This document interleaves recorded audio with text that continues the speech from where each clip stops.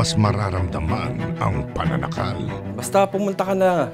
May sasabihin si nanay. No, hindi pwede.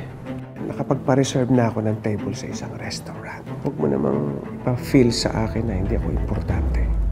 Mas lalalim muli ang samahan. Basta pag may kailangan ka, nandito lang ako. Matawagin mo nga si Helen.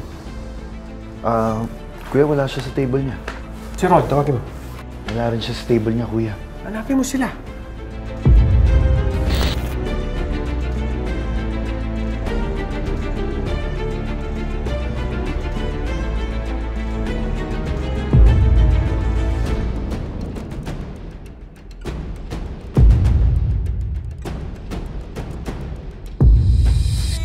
Minsan pa nating hagkan ang nakaraan. Weekdays 4:30 p.m. sa Hapon Champion sa TV5.